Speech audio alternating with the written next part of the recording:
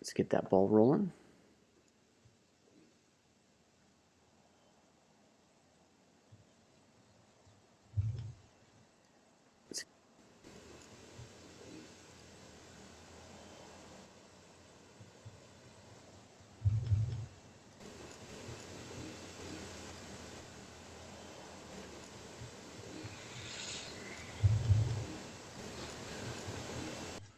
All right. For some reason, I have to kill that Facebook screen, but we should be live, guys. Hey, this is Ryan Kingsline, and I am just going to get this kind of set up. I am sitting here with Alex Mandradjiev.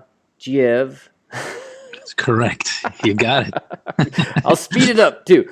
I swear my wife is Indian. I swear she is. You know, I have lots of practice. Okay, so give me 1 second, guys, to make sure everybody can hear me and that you guys can all see me on the different social channels. Go to webinar. You guys are live. Hey, Maria. Hey, Seth. Hey, Brian. So you guys have the quickest connection. I'll be able to see what you guys are typing and posting quite quickly. If you're on Facebook, give me a quick note. Let me know that you can hear and see me. There's about a 45-second delay. So I will move on to YouTube. YouTube, we are... It says live with Josh Herman. Lovely. Lovely. Maybe I should try to edit that. Will it let me edit? Live with...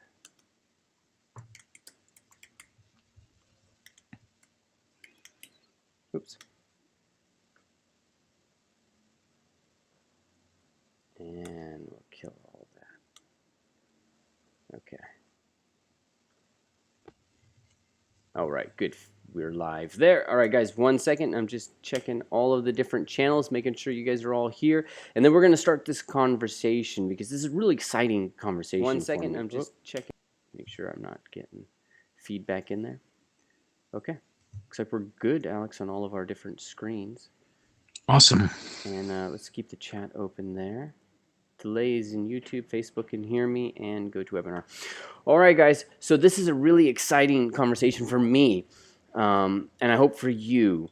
And I'll explain why here in a second. But I remember the first time that I was introduced to Alex through Jared, who runs a class over at Concept Art Workshop, a creature and character class. And Jared's just an amazing teacher and one of our best, I think. And so he's bringing up Alex and all this stuff for what Alex does. And then I'm looking at Alex's art station, and I'm like, is this guy a concept guy? Is he a painter? Like, who does he illustrate book covers? Like, I got lost for a bit, and then when I had the conversation with you, Alex, I was like, wow, it's like, how'd you get into this industry? And and the career that you have and what you do, it's incredibly fascinating. So I'm telling you guys that up front so that you know right off the bat that this is a very interesting.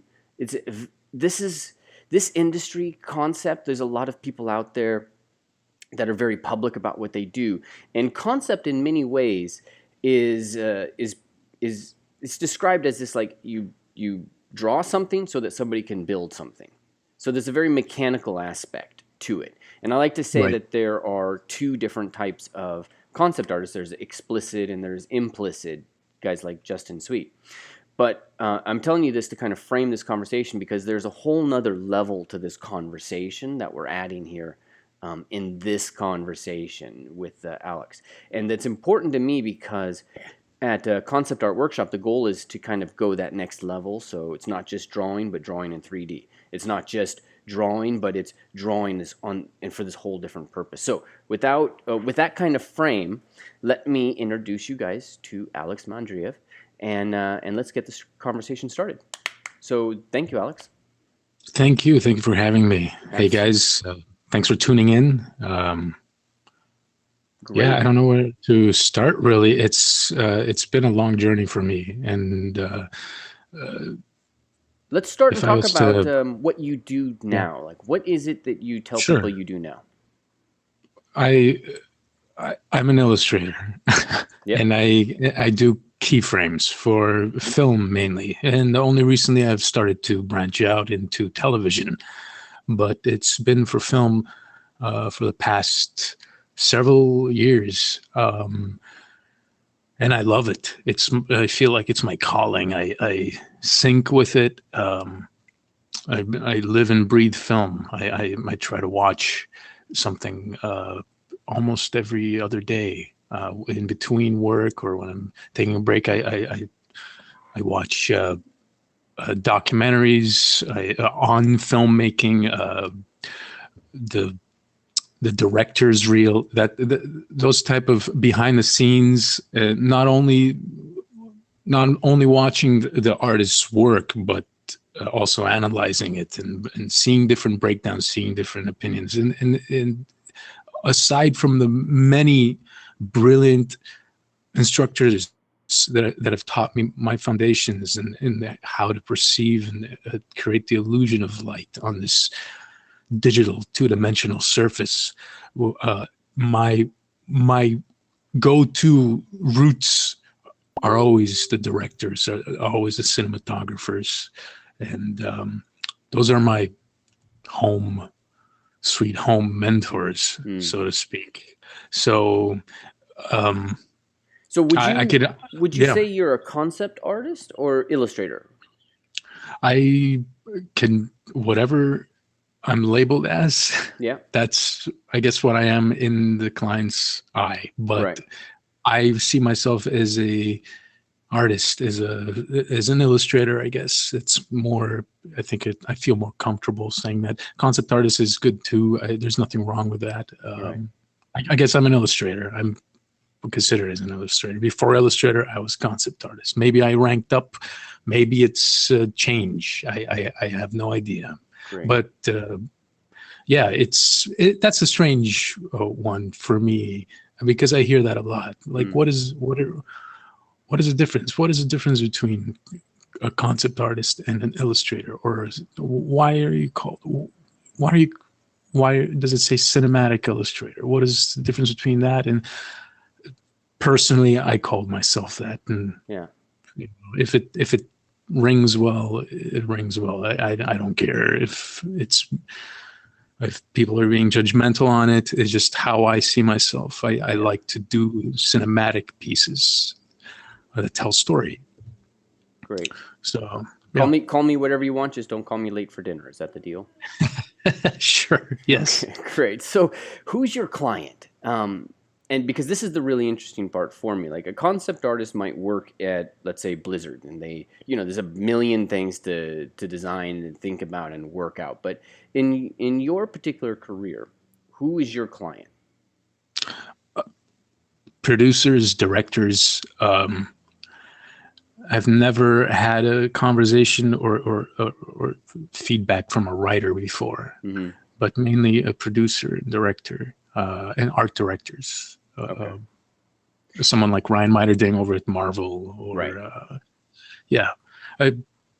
That's my client. That's the person who hires me. That's the person who directs me. Okay, a lot and of the time. Ryan, I don't know Ryan personally, but Ryan strikes me as he's somebody who understands that term illustrator, I think. Yes, absolutely. He is one himself and beyond. The guy's a machine. God, tell me about it, man. So what is the product that you deliver? And I'm kind of breaking it down in real simple terms like this for everybody, and we're going to get more layered and nuanced. But I wanted to know who the client was, because it's not that you're necessarily just working for some company and you're producing designs, but you work with the directors, the art directors, the producers. So what is it that you have to give them?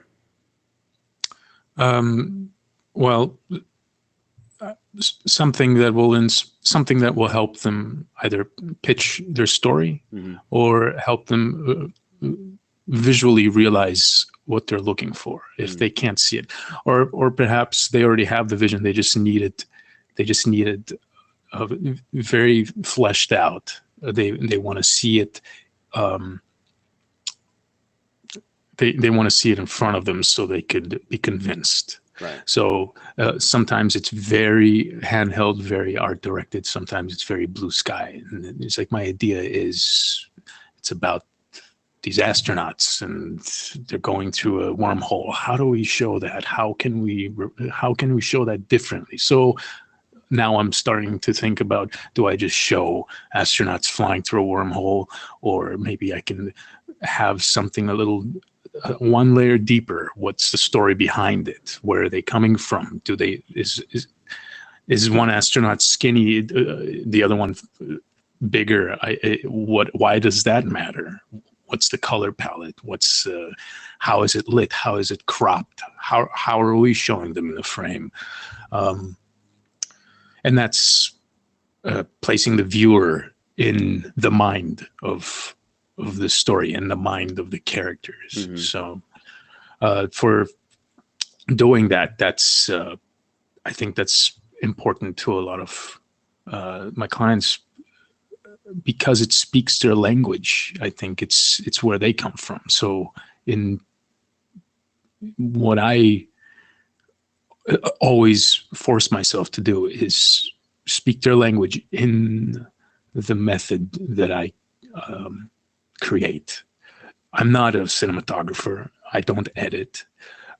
I've never made a film in my life, but I want each image to me is as if I have already made this movie, and it's a snapshot it's a frame from the movie I made. So right. That to me is a step closer to them exactly feeling what I'm feeling, exactly seeing it the way I'm seeing it, because certain images could be very ambiguous. And for clients who have never worked with me before, I have to be more clear. I can't be pushing the abstract, pushing the feeling more. I have to be very direct and simple, and then slowly open up towards them, and as they start to trust me more, so they could see what I'm capable of on the deeper side. That's a great place to see if we can segue. Do you have an example on SpiderMan for where something like that might have happened, where you had to be more literal in the beginning and then you became more emotional, or just one that is more literal and one that is more emotional? Because I remember one of the things that got me thinking is I remember the Bo Bartlett one I was talking, the one that I thought looked like Bo Bartlett.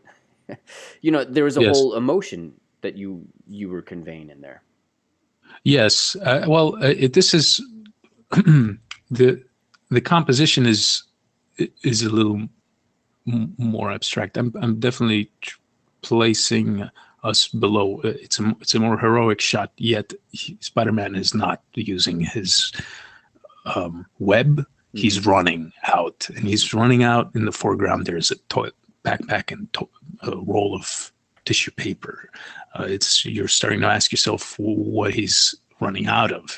What is it, a closet? Is it a porta potty?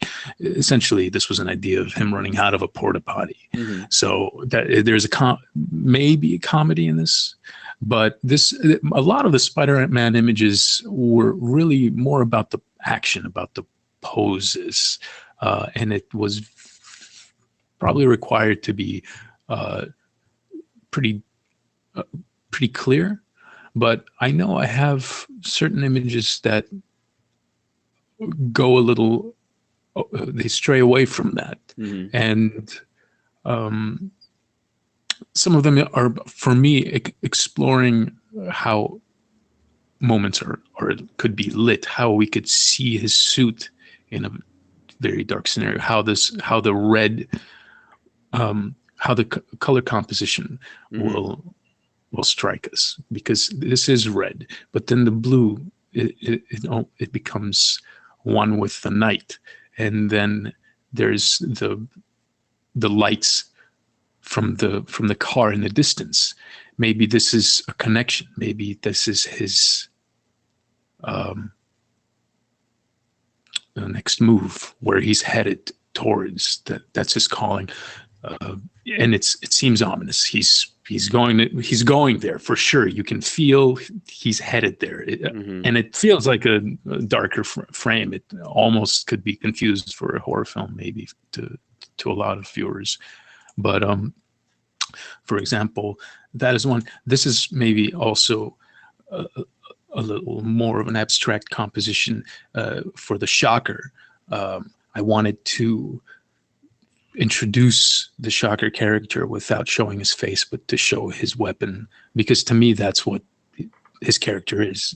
He is the Shocker because of his violent power, his violent device that he carries with him. And I'm inspired by different films, specifically Goodfellas, a thug, a mobster, getting out of a car and seeing the weight of the car lifting up as he stands out. Of course, the Shocker is not that heavy, but that's something that has stayed with me for a long time, and I wanted to translate that. So I'm also here framing the focal point, not only through value but through color. And the color, again, it's a very very vibrant and emotional resonation. The red, the frame him in that red, it's very hot.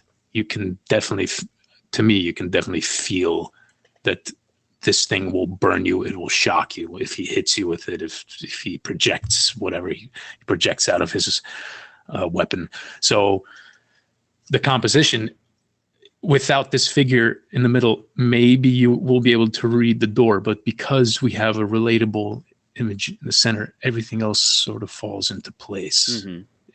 Wouldn't really be able to get these shapes, if you were to take them out of context, are very abstract. But because of the figure in the middle, it snaps it together. And I believe a lot of my work is like that. This is very abstract. This, to me, the feeling behind this is fear, the fear of the unknown. And I wanted to show the Vulture without showing him. It's just two dots for his eyes from the helmet, but all we see is the wings, kind of like a spider's nest. Right. You don't really see the spider clearly, but you see the front of the legs. You don't want to see the rest. You don't want it to crawl out, but you're curious. You do want to torture yourself. You want to see it come out, but you at the same time, you're afraid. So it's playing with that type of emotion, that type of lighting, the anticipation of it all. And how does a director or an art director or producer use that image? Like because it's not designing something, it's maybe describing a scene, but how do they use these kinds of evocative images?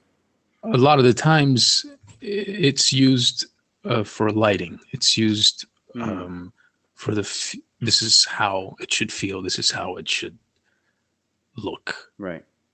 This is the lighting. It's story elements as well. Mm-hmm. I'll make sure we see the party on the right side and we see the car on the left. That's how we want it. But the way you've lit it, that's perfect. It feels like the street. It feels like the location. There's also I'm handed a lot of location scouts, so it's that also comes into play in trying to maybe resemble this area, the suburban or the ghetto alleyway or whatever. Mm-hmm. They use it, I feel, for mood, for lighting and inspiration, and then there's a whole different side to the team that designs and defines perhaps the sequential parts, how, like a storyboard artist, or which, by the way, I hope I'm not jumping all over the place. The storyboards a lot of times come first before these keyframes. That's actually, I was going to ask about the storyboards, because it seems like you're basically visually writing the story. Yes, not for SpiderMan, but I've had that opportunity in the past. Yeah. For sure. The script, for example, I didn't work on The Matrix, but from what I've heard, the lobby shootout on the script, it's very simple. Neo and Trinity walk into the lobby and they have a shootout. That's all it says. It's something very simple. I'm not quoting it exactly. Right. But the Wachowski brothers probably visualize that with the story, and they improvise this whole. With Wu Ping, they really created something epic that's memorable. The same way I've had the opportunity in the past to create a sequence of frames that inspired the writer to reverse engineer the story into the script based on what my work projected to them. So, yeah, storyboards a lot of times help me as well. That's great. And they want a specific frame, yep. and I take it and I just elaborate on top of it. I try not to stray away or anything. Cool. This might be a good time to bring in some questions. Now, we'll open this up for Q&A more at the end part of this, so don't sweat that. You'll get a chance. But I'm going to pull, if you're asking questions, I'm going to pull them in every now and then. And keep in mind, if you're watching this live, it might compress some of the blacks in the images, so make sure you go over to Alex's ArtStation. And hopefully, and that's actually one of the questions I want to kind of look in once we get into, if we can get you into Photoshop, because your blacks, they're so subtle, and that's a hard thing to make work, man. But before we do that, Kalina is asking, would Alex recommend someone who's trying to get into the industry to go for keyframe concept if it's their passion, or work more on traditional roles such as concept designer or artist? I would say follow your passion. Do that. The more you do that, the more you massage that dream, you'll get there. Mm-hmm. Equip yourself with all the knowledge and all the tools that you need, not that you see, what you feel is right for you, what you feel comfortable, and you wield it again and again and again, and create the work you want to do, the work you want to be hired for, I guess. You could, it's not a bad thing to climb up as well, starting as concept, and that's how I did it, for example. My first introduction into keyframes was Jared. Again, he helped me get into a Aaron Sims company. This was a long time ago. Mm-hmm. And I was doing more visual effects, deformed faces, burnt bodies, mm-hmm. and zombies, and entire spectrum of that. And I'm not saying I invented this wheel or anything. This type of work has existed for a long time before me or any of these behemoths that you see today creating amazing work. I just had the idea because I wanted to show these burnt bodies. I wanted to show these zombies or whatever in a moment. I think that could sell. That could sell the pitch, that because I see clients coming in and they're uncertain, they're panicking, and maybe will this work? Will this work? And they need the confidence. So maybe if I show the frame that they're asking these creatures to be in, they will feel safer. They will feel more convinced that this movie will come to the reality I'm showing them. So that was my personal take on it. I never said that out loud, mm-hmm. but that's how so I just gave that a shot. Before that, even actually my very first take on it, before I got hired officially at Aaron's, I did storyboards. It was like a one night, 80 frames, sit down, insane stuff, or something close around 80. Maybe it was 50. I don't know. Okay. It's still, and I loved telling the story. I loved doing it. On top of that, it wasn't even digital. It was on sticky notes on the yellow posted, the horizontal widescreen looking things. Mm-hmm. And then when I got hired back on, I was hired back on for a piece that somewhat resembled this. It was a lady with, there's just a portrait. It was showing that I had the skills to photo bash, to manipulate with Photoshop and get it to a near resolved state. And I got hired on that basis, but never on the work I am doing now. This bloomed. This is work I did for Edge of Tomorrow. This is very loose work. This is my start in keyframes. This is done at Aaron Sims. Mm-hmm. Edge of Tomorrow is also Live, Die, Repeat, or something like that, with Tom Cruise and All You Need Is Kill is the original name. I forgot the film's I remember it, yeah. title. And this is as well.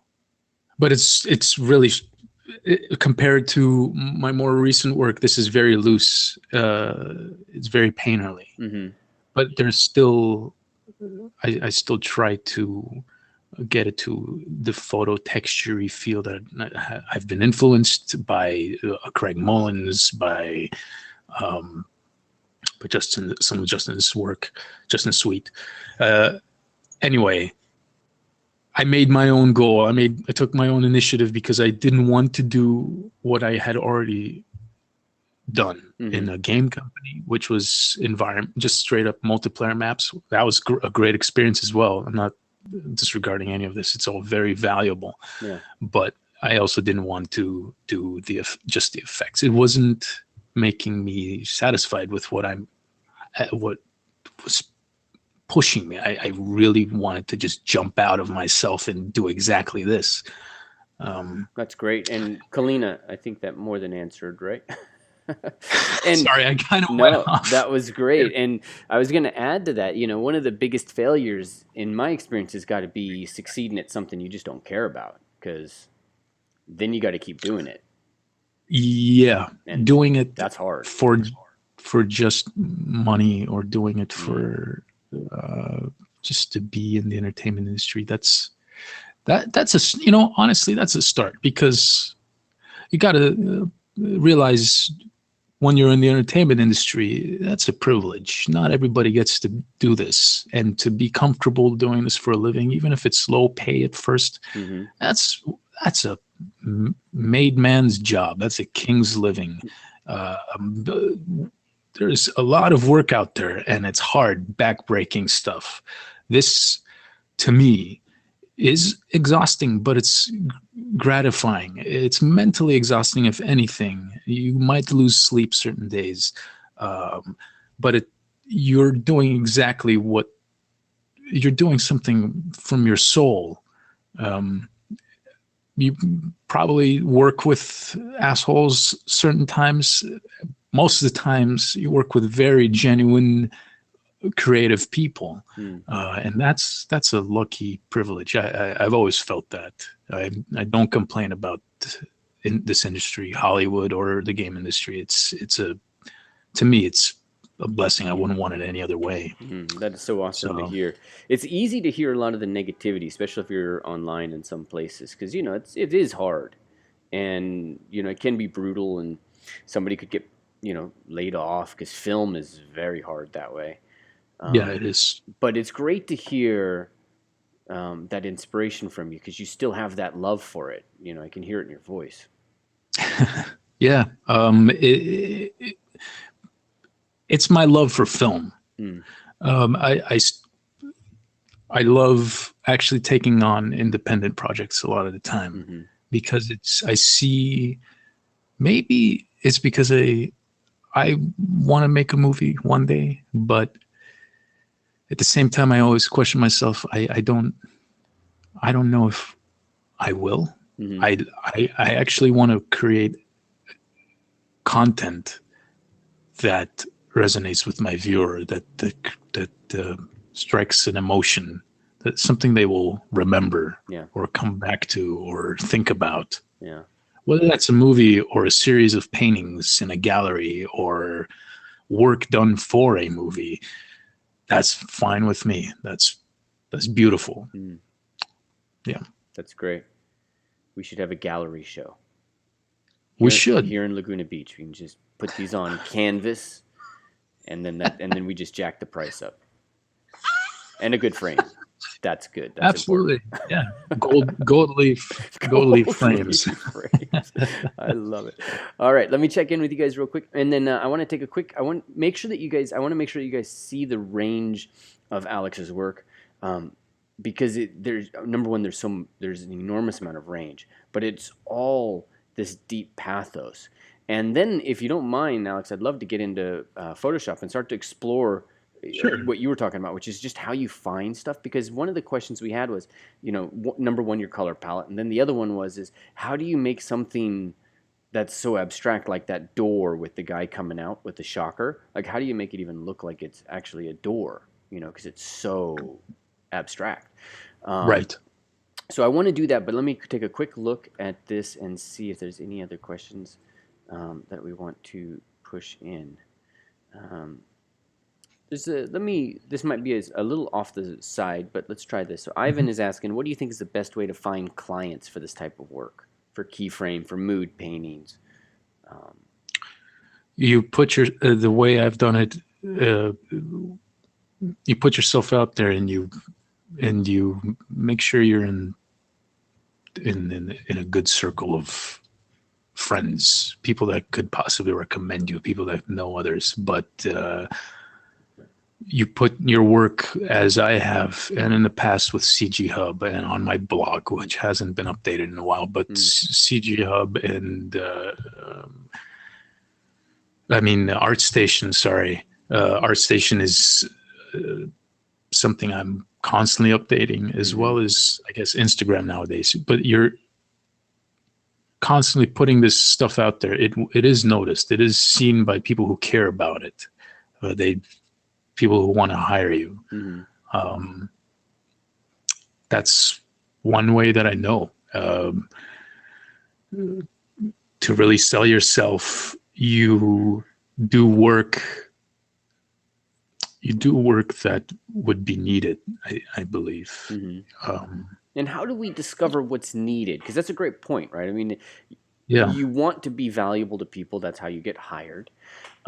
And once you're in this industry, we were talking about this earlier, once you're in this industry, you kind of know more about, okay, so if I do this, I might be candidate for this job coming up. This guy's working on this project. But how do people know now? Like, if somebody's not here, they're in, let's say, Wisconsin, and they don't have too much of an option on Circle of Friends yet. Like, how do they know what's valuable and what's useful? Well, maybe you do work that reflects the world around you. Maybe you paint the modern life, or what inspires you, things that you watch. That's one way. Another is if you go out and for film, if you watch a lot of movies, you do work that revolves around that universe. What's trending now. That seems like the cyberpunk is definitely coming back, if not already back, with Ex Machina, Ghost in the Shell, Blade Runner coming out. That stuff is growing and growing.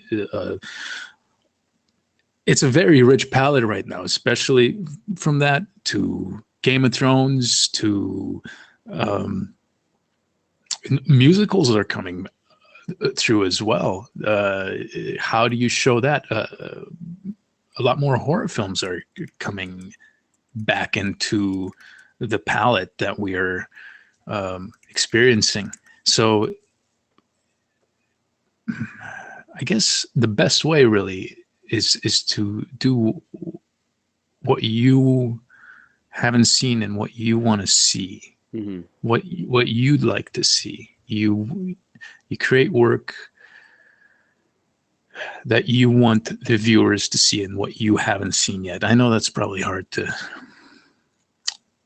explain, but it will resonate.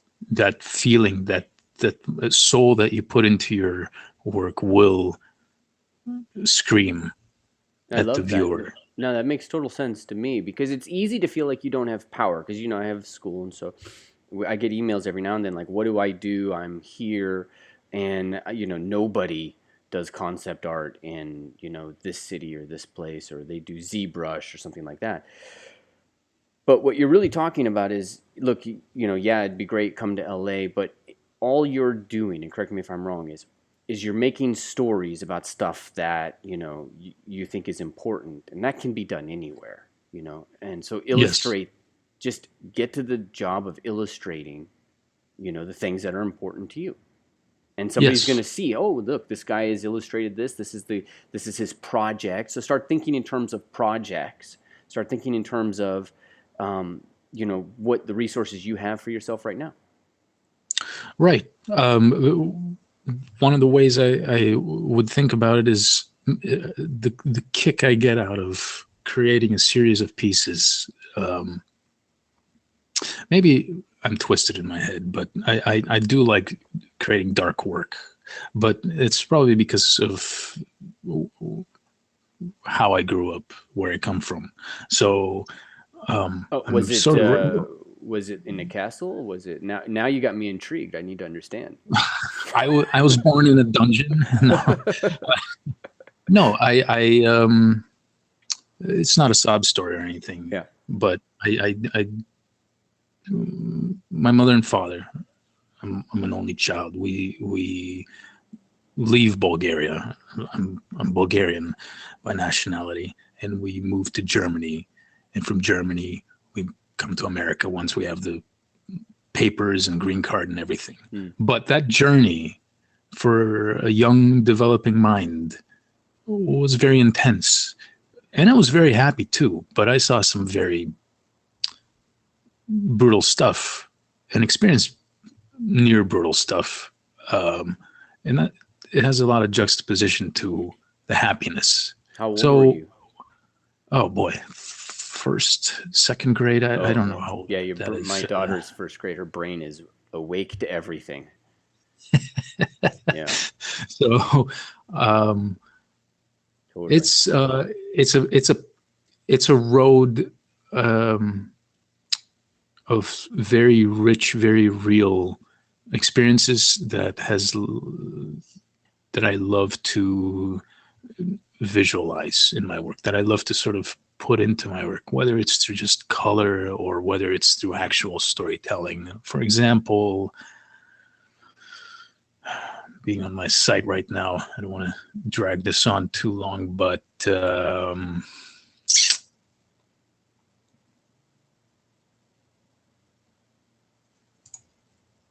this is a piece I did a while back. Sorry, I don't know why it's taking so long. Yeah, it took a little bit for me earlier too, so no worries. We got time. It's this is contrast. I'm trying to show someone relaxing in the foreground, and in the background something violent is happening. To me, a lot of the times that was my life. I was safe at home, but I would turn on the television or I'd look out my window and something was anticipated or is something terrible is happening. So that to me is life. That to me is you driving through the safari with your friends and you see a lion eating a zebra. To me, that is wow. Somebody's calling. Sorry. No worries. To me, that is the thing that excites me and Mm-hmm. the same thing that disturbs me. And I want to. I love sharing that with the people who like my work. Mm-hmm. And I'm lucky that I get hired on that. I'm lucky that people can see that, I guess, and relate to it and feel the same way I feel. Right. What else? Sorry.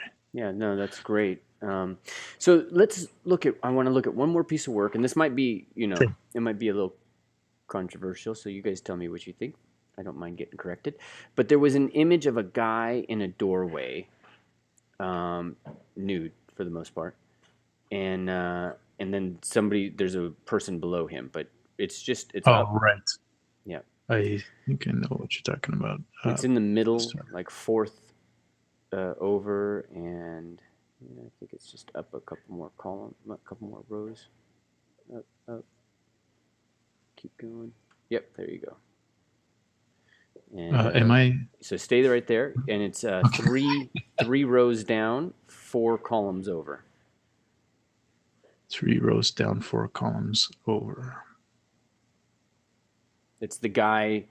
Oh yes, I'm sorry. Yeah, that's exactly what I'm looking for. I know what you're talking about. Okay, We because talked. this I looked at this and I didn't get the like I got mixed signals, and then I was like, I had this weird disturbed feeling. I was like, this I don't understand what's going on. I didn't know how to react, and this was what really got me thinking. It's like, you know, that's the thing that got me thinking. Like, how did this guy get in here? Like, how did Alex get into this concept world when I can't tell if this is a painting or if this is a concept or what, because it's just so emotive. I mean, there's so much packed into this.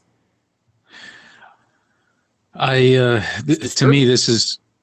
Thank you. I mean, I'm glad it says that too, and nothing else really. To me, this is about feeling claustrophobia and feeling sheltered. Feeling not sheltered, not feeling trapped. I'm sorry, feeling closed off, quarantined. And I also don't. I'm. I don't like. I don't like. I don't think anybody does. But I don't like rape. I don't like intense sexual violence. And it's something that maybe I've had too many friends that have experienced that in the past. And when I was growing up through Germany, I have heard stories and lived on the spectator's point of view as a child. I didn't watch anything, but I it's just something that in the world that I grew up in. So it's this is something that to me reflects. There's reflection on the side of the wall. There's something that's innocent and hopeless on the ground, on her knees, and the lighting. This could feel like blood, but to me, this is lighting. And there's someone who's gangly, a noodle of a body type, someone who you could break if you were face to face with him. Really feeling like he's overpowering, and the area, his genital, his crotch is not very defined yet, and he's wearing a mask and it feels bloody. There's something about that to me sums up a lot of my nightmares, a lot of fears, not only that I have, and that many other people share. And It's hard to look at. Like, I actually want to ask you to just go back to your your art absolutely station right now, sorry. because We what lost all the viewers. we lost everybody. And as Frank was saying, it's emotionally risky. But the reason that I was kind of drawn to talk about that right here is because, yeah, let's say if it's Blizzard Games, you're never going that depth. But if you're working with somebody like Darren Aronofsky or, some of these things, like, this is one of the powerful aspects of cinema Cinema. Yeah, yeah, is yeah. Absolutely. getting there and getting people with you in a way, like Requiem for a Dream. I mean, I can't watch that. There's parts of that that remind me of my mom, and I'm just like, it's not a watchable film for me. Right. That's also where I pull a lot of my emotions from when I put in these paintings is whether you call it trauma or just something that stays with you from films, from a lot of films. It starts from John Carpenter and spans all the way to Stanley Kubrick, Darren Aronofsky, Paul Thomas Anderson, also European directors like Michael Haneke, Japanese director Akira Kurosawa, David Lynch, another great one. Those people have created works of art, movies that have influenced me and injected me with snippets, if just moments, not even the entire film, just moments that stay with me. And that moment could be very different for everybody else. That's also the beautiful thing. It's such a deep world you can pull inspiration from, that it's almost endless. It's infinite. And there's so much out there. Man, Hollywood is old, and there's so much you can dive into and discover. That's also what keeps me excited in this industry. That's great. To keep doing this work. Yeah. All right, well, let's segue, and if you don't mind, let's get ourselves into Photoshop. Oh, sure. And see if you could show us a little bit, because a little bit about just how you search for and how you find these ideas or these forms, really. Sure. Well, I was talking earlier how I abstractly think about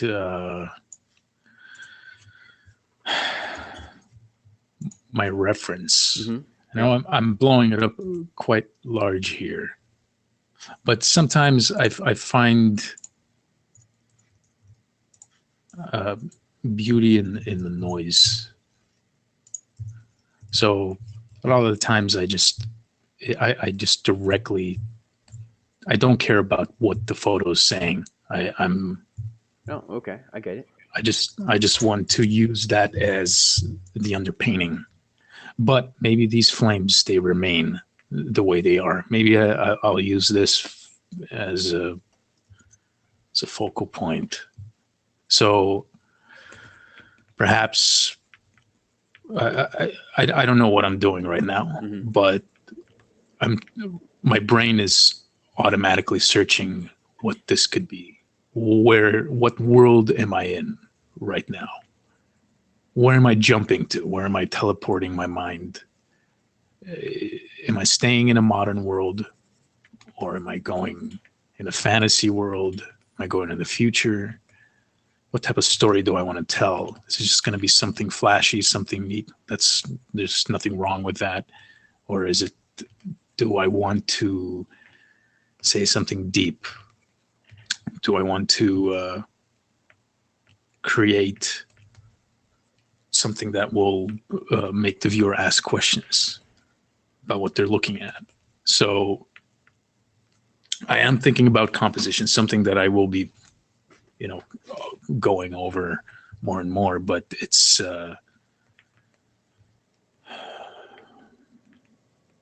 it's kind of like doodling on a more direct. This isn't a pencil sketch, but it's the same idea. And I see you switching between warm and cool.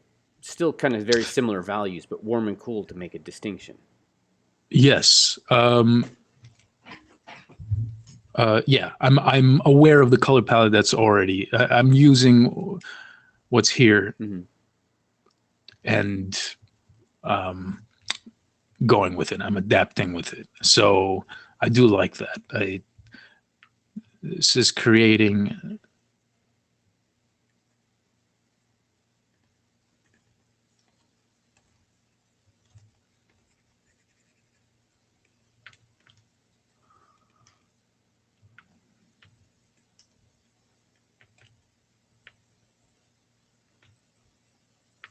You guys didn't lose audio, just so you know. I'm just being quiet. No. Sorry, he's went full on artist brain, so I didn't want to interrupt.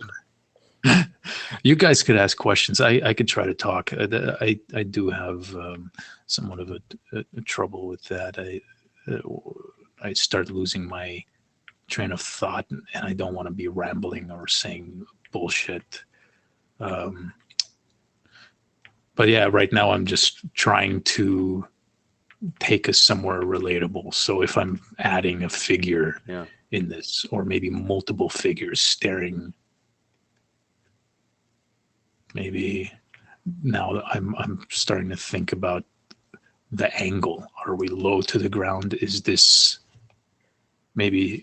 foreground elements here that that could suggest that.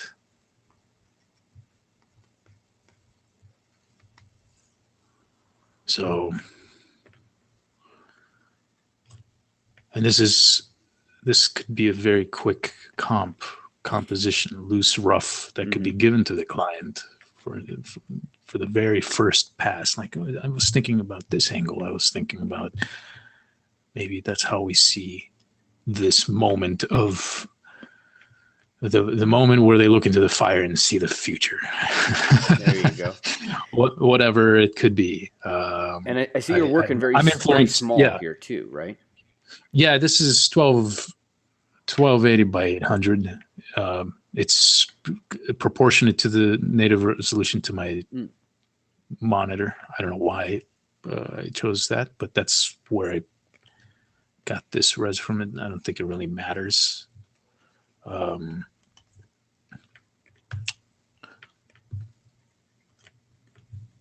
All right, in a little bit, we're going to open this up for I'm going to get some questions in. Guys, feel free to start shouting out now, and I'll start passing them in as he is painting away. Stefan, any advice on getting the most out of dark tones in a painting? The most out of dark tones? I don't understand. I guess... What I could say about that is that I like to group values a lot, and let's say there was a dark object in the background here, right?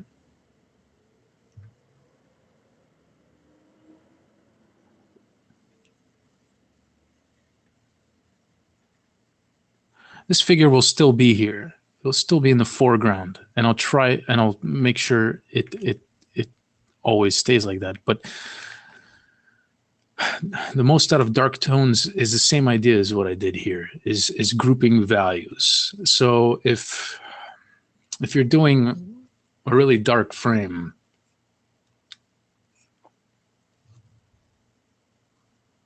it's really training your eye on how subtle, how to simplify.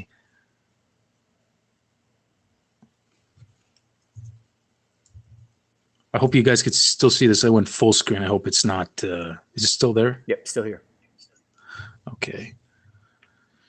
So this is dark tones, and all I did was shift the slider. So easy. You'd have to plan this out in traditional medium. But I'm consciously thinking about this. I didn't take it too far or still left it too light. I wanted it at this level because when you squint your eyes, what's popping out really are these moments here. Mm-hmm. So when I'm thinking about my dark tones, it's about how I'm grouping everything. It's how I'm going to show contrast with that. So it's probably difficult to just explain, but if I'm painting it here now, maybe I could get to what I'm trying to say.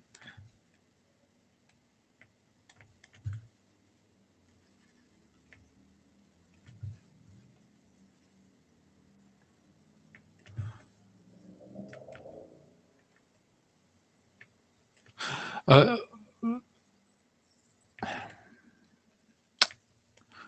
lot of the times it's not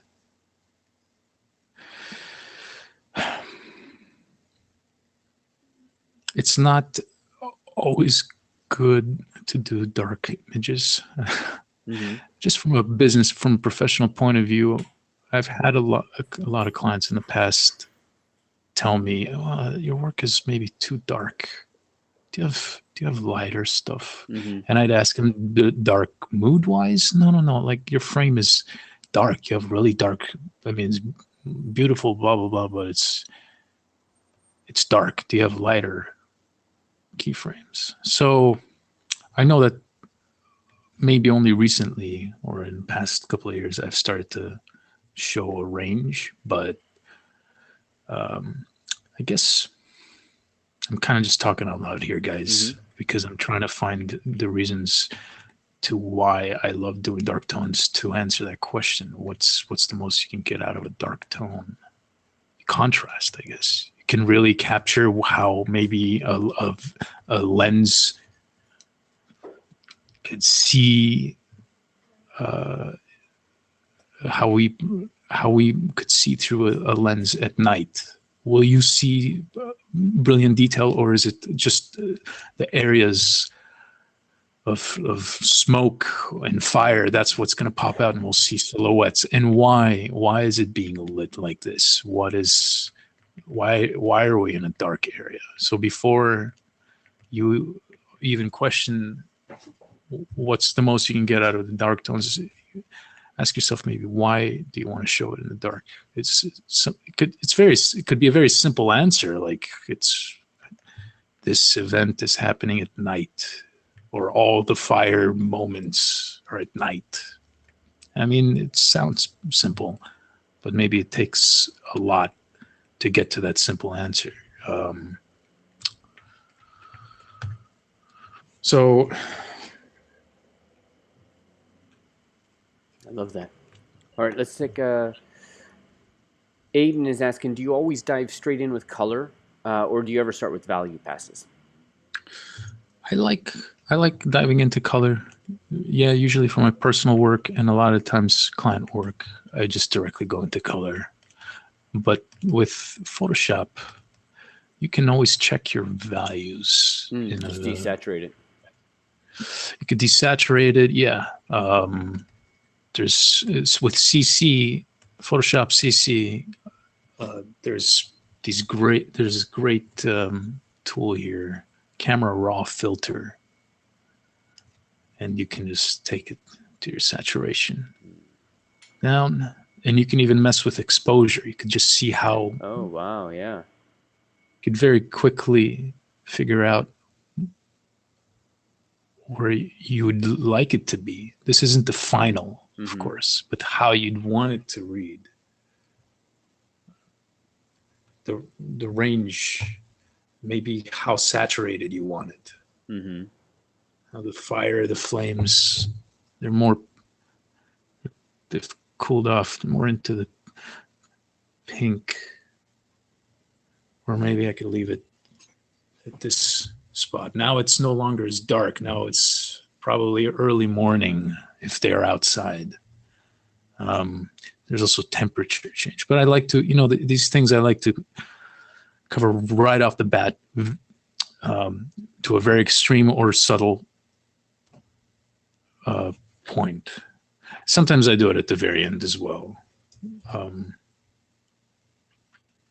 Sometimes I take a finalized image and I do that, what I just did with that, with the sliders, and it does give a boost in a way. It does help me come to the final point. Color to me is, I'm still learning how to control it completely confidently. So a lot of the time I'm exploring, I'm searching. With composition, I do that as well, but I feel like with composition, I know exactly what I want. Exactly how I want to frame something. So this is very simple, but this is how I'm dividing the frame, by using this character. And and then there's this angle in the back, and there's a character here as well. I mean, this is a way of framing. Maybe it's also the eyes, or how I decide this early on, how I want, what do I want to be the focal point? Is he holding something?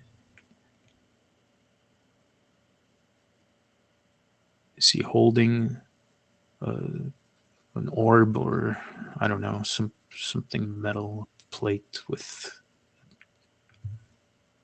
with a gem in it, something reflective. Why is he holding? Why is that popping into my head right now? I'm just thinking out loud, guys. I'm not really, because this is it's not a planned out demo or anything.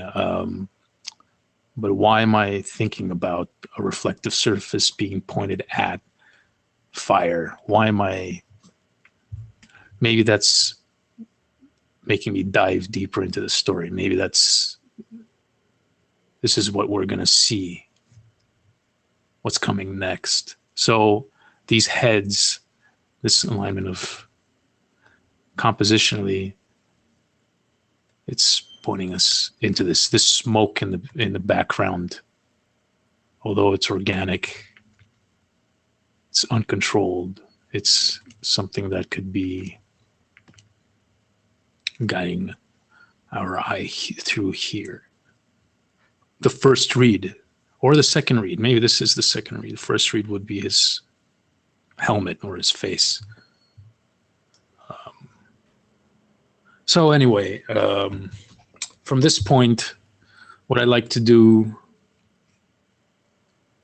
is, a lot of times I like to bash in photos, elements of detail that will probably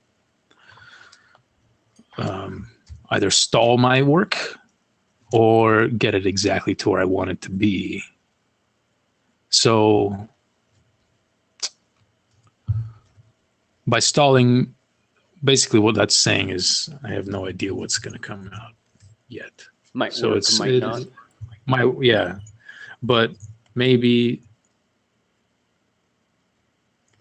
there's something to this noise and detail that's so compressed, that's so refined already. There's so much nuance in the texture here that if I use it right, it could bring a level of believability, a level of reality to this image. Mm-hmm. And you collapsed the image earlier, right? So do you work with layers a lot, or do you try to work? I collapse a lot. It forces me to be bold. It forces me not to care at all, not to be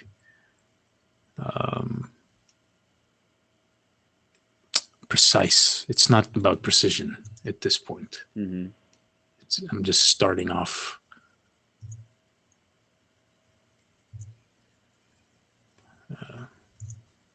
What brush are you using now? Is that a?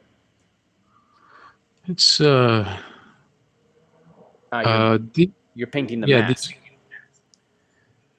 Oh yes, I have a quick mask, Uh-huh. and I'm painting with light and dark to take it away or put it back in. Got it. So right now in this case, I'm not really, it's not doing anything for me. But what I do start thinking about is planes. It's the simple forms. What's the top plane, side plane? So I put it on mixer brush mainly because I like to still retain the textural brush, these moments here, this weird edge accidents. I like to smear those and still use that texture. It creates that natural breakup in the end, which sometimes could look like film grain. So I'm thinking about edges. I'm thinking about how these forms could be lit, and maybe the front of his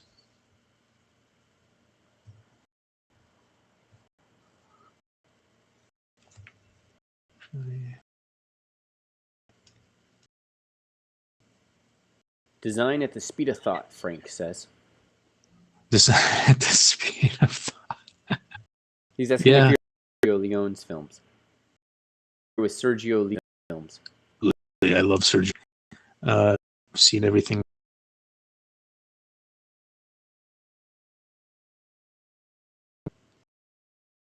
For a long time, I watched the television version of Halloween and was shut off. It's like, oh, you should kill him. He's going to kill people. I need to see what happens. So I couldn't sleep. That's exactly my... Sorry, I'm trying to get my